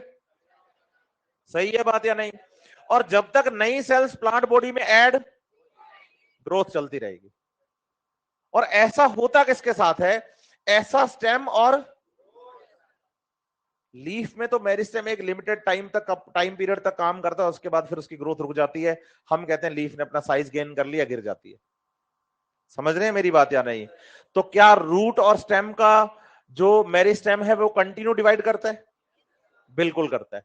तो नई सेल्स कंटिन्यू प्लांट बॉडी में क्या होती रहती हैं, और नई बॉडी के नई सेल्स का प्लांट बॉडी में ऐड होते रहना। बोलो ऐसे,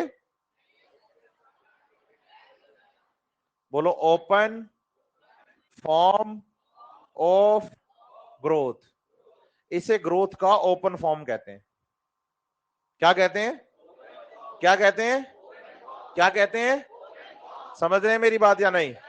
तो प्लांट ग्रोथ कैसा है, डिटर्मिनेट या इनडिटर्मिनेट? हाँ, लेकिन मेनली क्योंकि इसका स्टेम और रूट कैसी ग्रोथ करता है? अच्छा, इनडिटर्मिनेट ग्रोथ होने का रीजन क्या है?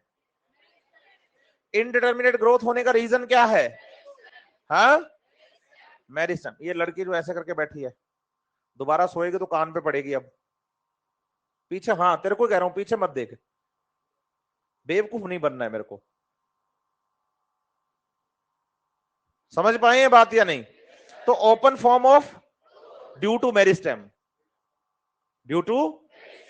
अब आप सोचो, अगर मेरिस्टेम काम करना कर दे बंद तो क्या होगा? बोलो ग्रोथ रुक जाएगी। ग्रोथ, एनसीईआरटी ने पहले पैराग्राफ के लास्ट में पूछा है साहब से।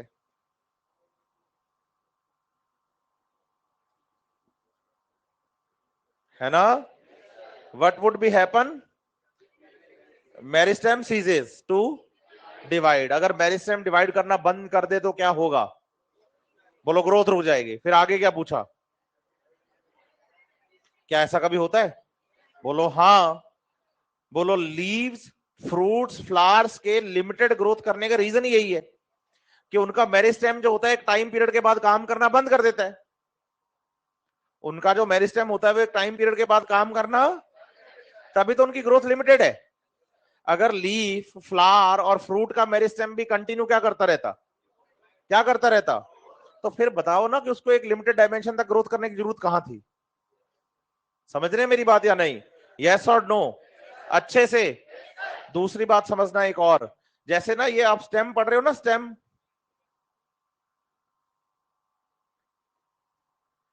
इस स्टेम के अगर हम ट्रांसवर्स सेक्शन की बात करें, किसकी बात करें, तो आप बताएंगे कि ट्रांसवर्स सेक्शन में, जैसे मैं अंदर आपको बात करूं जाइलम फ्लोएम की,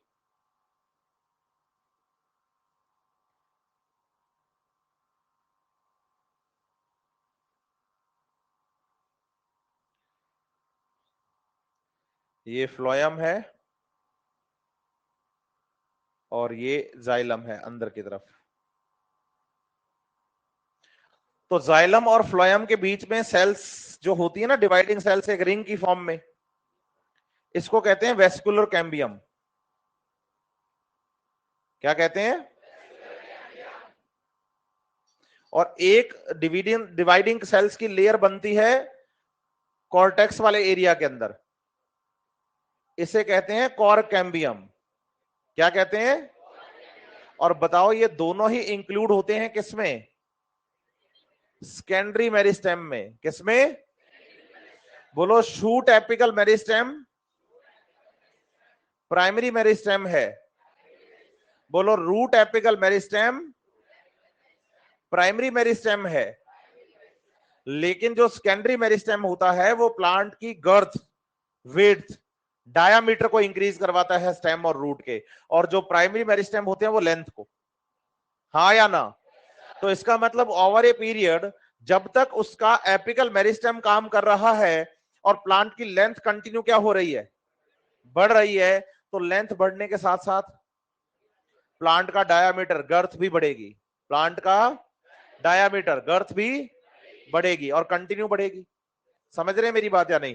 और ऐसा हो किसकी वजह से रहा है? बोलो, मेरिस्टेम की वजह से। कितने टाइप का मेरिस्टेम है? एक। दूसरा, प्राइमरी होते हैं कौन से? एपिकल, रूट एपिकल, और सेकेंडरी में आपको दो याद करने हैं, कॉर्क कैम्बियम और जब तक मेरिस्टेम काम कर रहा है नई सेल्स प्लांट बॉडी में क्या होती जाएंगी, और जब तक नई सेल्स प्लांट बॉडी में क्या हो रही हैं, जब तक नई सेल्स प्लांट बॉडी में क्या हो रही हैं, तो प्लांट की ग्रोथ, प्लांट की ग्रोथ।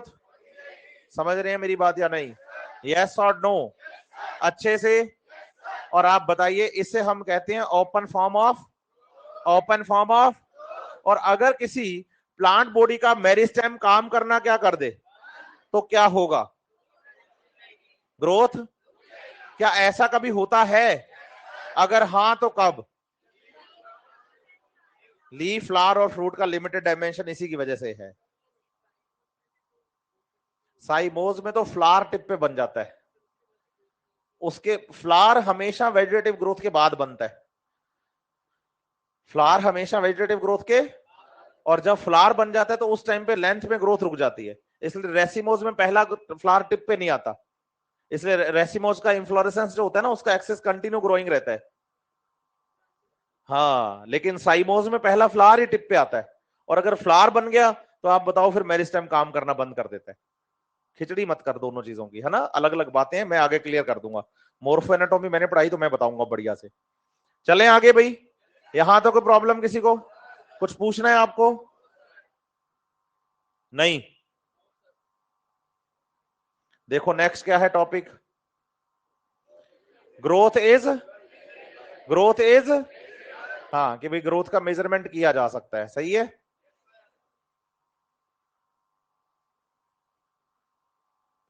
लेकिन आप एक बात सोच के देखो कि भाई अपने एक प्लांट का डायग्राम बनाए, हम कहें कि भाई ये एक प्लांट है, ये इसका रूट वाला पोर्शन है और ये इसका शूट वाला पोर्शन है, सही है बात या नहीं? और शूट वाले पोर्शन पर हम कहें कि भाई लीव्स प्रेजेंट है,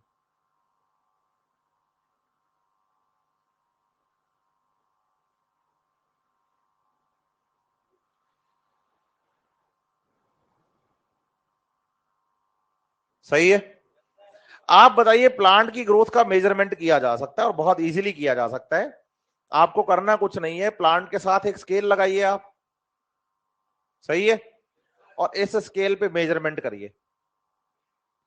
आप सोचिए, एक वीक पहले आपने लेंथ देखी थी इतनी, सही है, और आफ्टर 1 वीक ये लेंथ हो गई इतनी, तो आप बता सकते हो कि भाई इतने इंच या इतने मीटर या इतने फिट ग्रोथ कर ली है प्लांट बॉडी ने, और बहुत अच्छे से मेजर कर सकते हैं हम।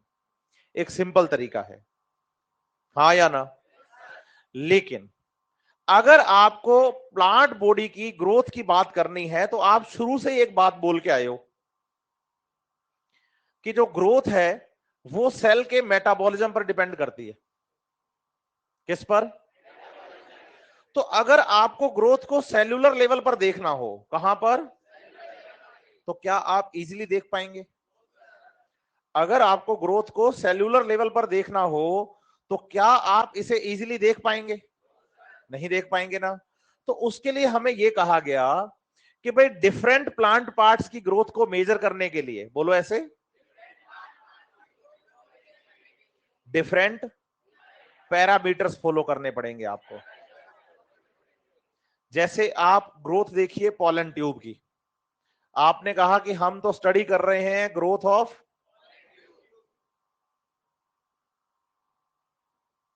तो बताइए हम यहां पर पैरामीटर क्या रखेंगे? सही है बात या नहीं? बोलो, ग्रोथ ऑफ फ्रूट वॉल्यूम, बोलो ग्रोथ ऑफ डाइकोट लीफ, क्या देख रहे हैं? डाइकोट, तो बोलो सरफेस एरिया, क्योंकि जो डाइकोट लीफ होती है ना वो फैलती ज्यादा है, यूं होती है, सही है बात या नहीं? लेकिन वहीं अगर आप ग्रोथ ऑफ मोनोकोट लीफ देखेंगे तो पैरामीटर बदल जाएगा, लेंथ होगा पैरामीटर, क्योंकि मोनोकोट जो लीफ होती है वो नीडल शेप होती है, यूं है दोनों ही लीफ, लेकिन पैरामीटर क्या है? तो डाइकोट लीफ का पैरामीटर, सही है बात या नहीं? और ऐसे अगर हम देखें ग्रोथ ऑफ मेरिस्टेमेटिक रीजन, तो नंबर ऑफ सेल्स, मतलब different plant part, different parameters, different plant parts. यहां हम फ्रेश वेट को और ड्राई वेट को भी पैरामीटर मान सकते हैं ग्रोथ के लिए, समझ रहे मेरी बात या नहीं? तो उन्होंने कहा कि भाई बेटा मेरा हाथ हाथ चल नहीं रहा थोड़ा सा, इसलिए छोटा हो रहा है वो, है ना, लिख देंगे, अभी बड़ा करेंगे, कोशिश करेंगे इसको आज, ठीक है?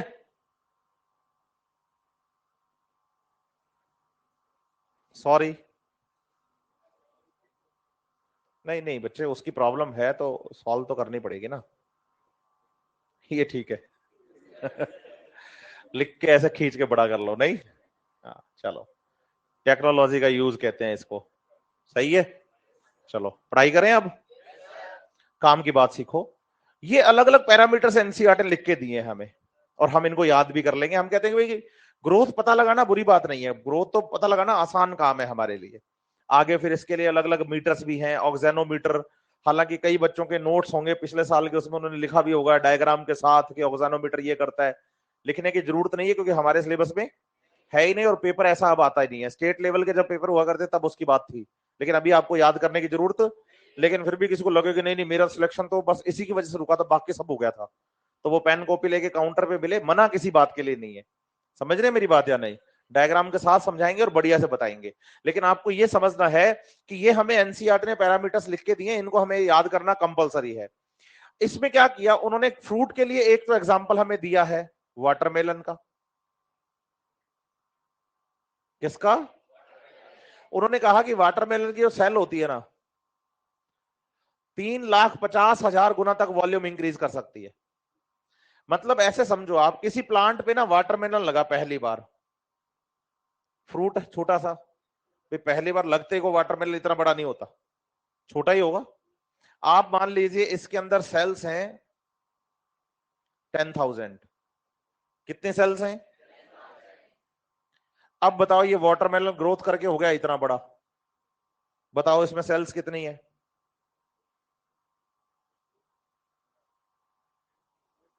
10,000, मतलब सेल तो बढ़ी नहीं। फिर बोलो क्या बढ़ा? बोलो सेल का वॉल्यूम बढ़ गया।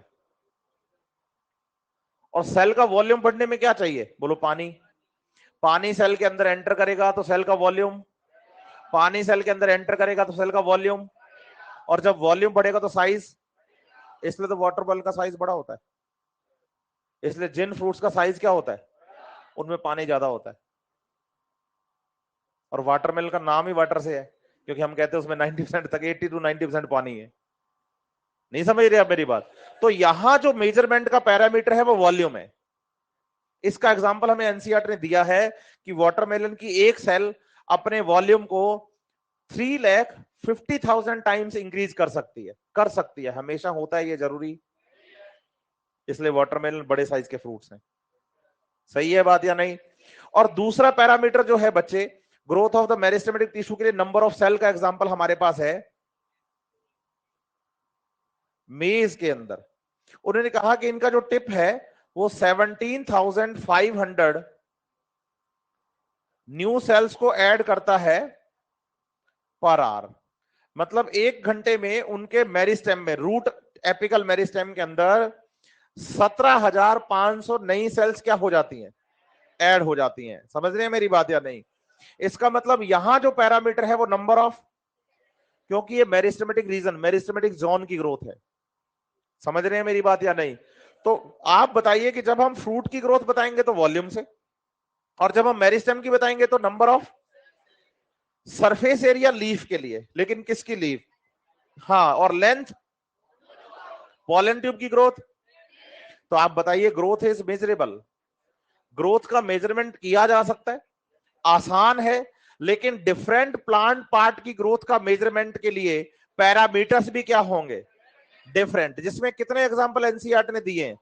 एक एग्जांपल ये सारे ही हैं, लेकिन वॉल्यूम का एग्जांपल दिया है वाटरमेलन के लिए, और नंबर ऑफ सेल का दिया है मेज के रूट टिप के लिए। समझ रहे हैं मेरी बात या नहीं? तो ग्रोथ इज मेजरेबल वाला पैराग्राफ भी जल्दी से पढ़ो, फिर हम फेजेस ऑफ ग्रोथ पे आते हैं। फुर्ती से करिए ये काम आप।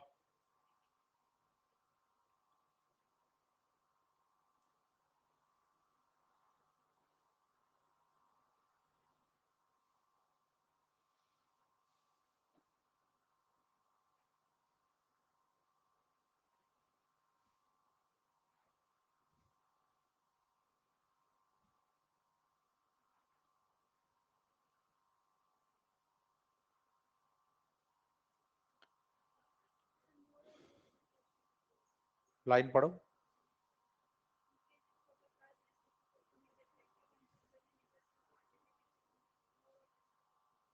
बिल्कुल सही बात है ना कि भाई ग्रोथ जो है, अगर उसे हम पढ़ रहे हैं प्रोटोप्लाज्म के लेवल पर, क्योंकि साइटोप्लाज्मिक लेवल पर या सेल्यूलर लेवल पर ग्रोथ को पढ़ना आसान नहीं है।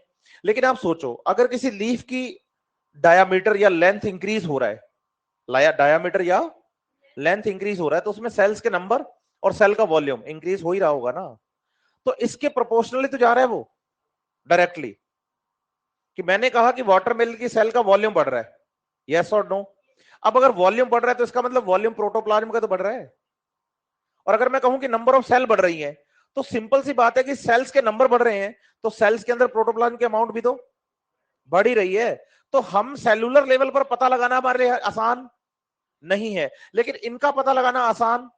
और ये प्रोपोर्शनल किसके हैं? सेल के प्रोटोप्लाज्म के। वो लेस प्रोपोर्शनल हो सकते हैं और वो मोर प्रोपोर्शनल हो सकते हैं। बड़े भाई आगे, यहां तो कोई प्रॉब्लम? किसी को कुछ पूछना है? ये पता ही नहीं चल रहा है? हैं? हाँ फिर ठीक है, बोलो पहली क्लास है हमारी, ये तो नींदों में ही निकल जाती है नहीं? क्योंकि आपकी क्लास में हमेशा मैं सेकंड क्लास में ही आया हूं, फर्स्ट क्लास में आज आया हूं मनीष शर्मा सर की जगह पे, है ना? अब मैं आया हूं तो मनीष शर्मा सर छुट्टी पे हैं पूरा वीक।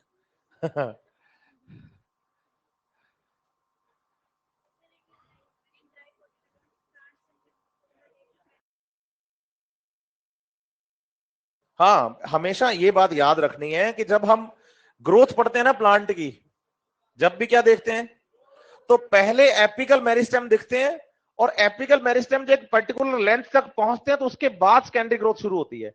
मतलब डायामीटर पहले इंक्रीज हो, प्राइमरी ग्रोथ कहते हैं, और उसके बाद क्या इंक्रीज होता है, डायामीटर, इसलिए इसको सेकेंडरी ग्रोथ कहते हैं कि पहले प्राइमरी फिर सेकेंडरी।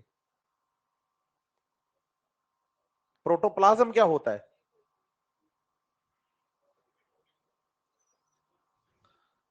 डॉर्सीवेंट्रल leaf, dicot leaf. आइसोबाइलेटरल, जिसके दोनों जो सरफेस होते हैं दोनों अपर और लोअर सेम, तो आइसो सेम। बाइलेटरल कि दोनों लेटरल सरफेस सेम है, तो मोनोकोट लीफ। डोर्सी वेंट्रल, जिसमें डोर्सल सरफेस अलग और वेंट्रल सरफेस, दोनों सरफेस अलग अलग होती हैं, उसे कहते हैं डाइकोट या डोर्सी वेंट्रल लीफ। ठीक है, आइसोबाइलेटरल बोलो मोनोकोट लीफ। सेल, सेल के अंदर न्यूक्लियस, साइटोप्लाज्म और न्यूक्लियोप्लाज्म को मिलाकर क्या बोलते हैं, और अगर इसमें से किसको निकाल दें, न्यूक्लियस को, तो बचा हुआ पोर्शन क्या है बेटा, प्रोटोप्लाज्म। मतलब सभी लिविंग ऑर्गेनिजम्स में। सेकेंडरी ग्रोथ केवल डाइकोट और जिम्नोस्पर्म करते हैं, मोनोकोट में नहीं होती। गेहूं का पौधा थोड़ी करता है सेकेंडरी ग्रोथ।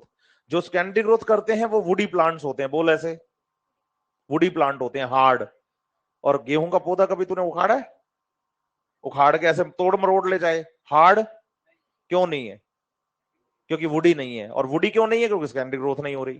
तो जिनमें सेकेंडरी ग्रोथ होती है वो वुडी होते हैं।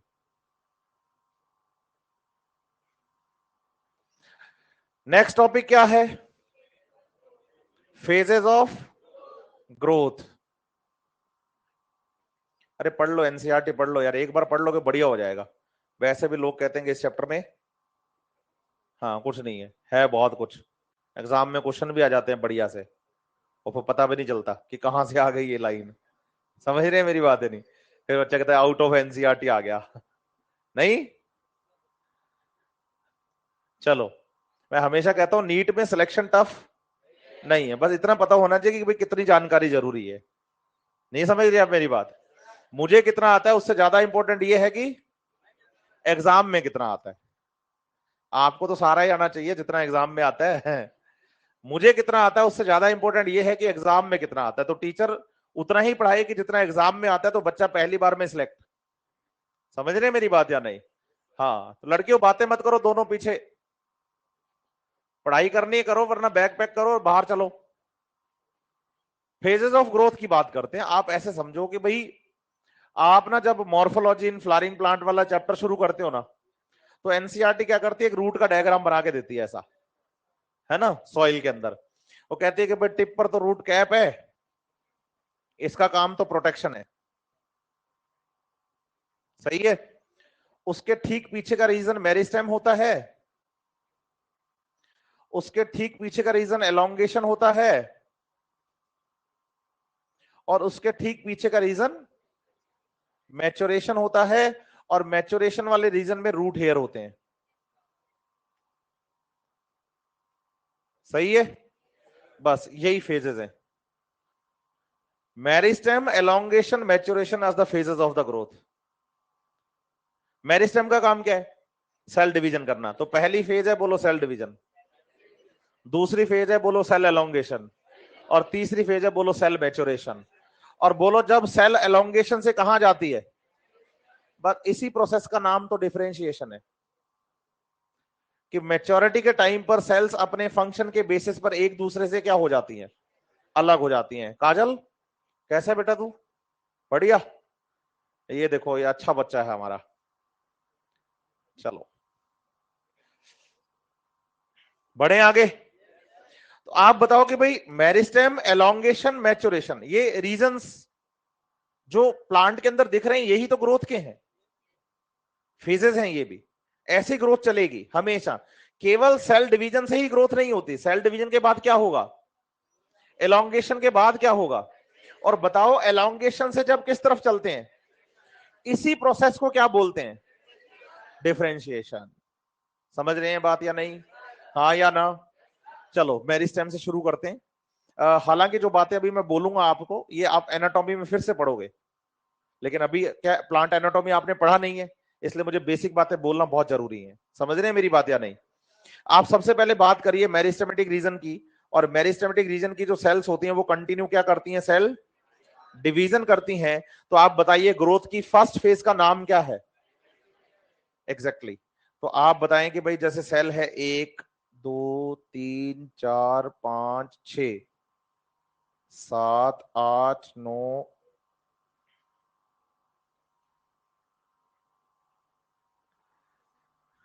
देखो ये बोलो मेरिस्टेमेटिक सेल्स हैं, इनके अलग अलग फीचर हैं, कैरेक्टरिस्टिक फीचर हैं। बोलो एक तो सेल्स जो हैं वो आइसोडायमेट्रिक हैं। आइसोडायमेट्रिक होने का मतलब है सभी सेल्स का साइज एक जैसा है, हाँ या ना? लेस या एब्सेंट इंटरसेलुलर स्पेसेस, या तो है नहीं, है तो बहुत कम है। क्या? दूसरा आप बताइए कि प्लांट सेल में क्या होता है कि सेल वॉल प्रेजेंट है। प्लांट सेल में क्या प्रेजेंट है? तो दोनों तरफ के साइटोप्लाज्म को कनेक्ट करने के लिए एक स्ट्रक्चर होती है जिसका नाम है प्लाज्मोडेस्मेटा। क्या नाम है? बोलो सेल्स सटी हुई ज्यादा है, सटी हुई। तो आप बताइए इनमें प्लाज्मोडेस्मेटा भी, तो बोलो अबंडेंट प्लाज्मोडेस्मेटा। सही है बात या नहीं? अब क्या है कि दूसरी बात एक और समझो, बोलो एक सेल है, उसमें ये न्यूक्लियस है, सही है? आप बताओ इस सेल ने ग्रोथ की, क्या करी? ग्रोथ करी, तो सेल का साइज, लेकिन न्यूक्लियस का साइज वही है, देखो आप। अच्छा दोनों सेल्स में बताओ न्यूक्लियस बड़ा किसमें है? लेकिन फिर भी अगर कंपैरेटिवली देखा जाए ना, तो नीचे वाली सेल के अंदर न्यूक्लियस बड़ा लगेगा और ऊपर वाले का, हालांकि न्यूक्लियस बड़ा छोटा नहीं होता। बोलो सेल छोटी होती है इसलिए न्यूक्लियस बड़ा लगता है। तो हमें पढ़ाया जाता है कि जो मेरिस्टेमेटिक सेल्स होती हैं उनका न्यूक्लियस लार्ज एंड कॉन्स्पिशियस है, मतलब क्लियरली विजिबल और बड़ा है। पूछो क्यों? क्योंकि साइटोप्लाज्म डेंस है। साइटोप्लाज्म क्या है? क्योंकि सेल का साइज क्या है? एलोंगेशन के टाइम पे सेल का साइज क्या हो जाएगा? तो वही न्यूक्लियस क्या लगने लगेगा? तो न्यूक्लियस बड़ा छोटा नहीं होता। हाँ, तो ऐसे रिस्पेक्ट में ये लाइन लिखी जाती है। तो एक जनरल लाइन पढ़ते हैं हम कि इनका जो साइटोप्लाज्म है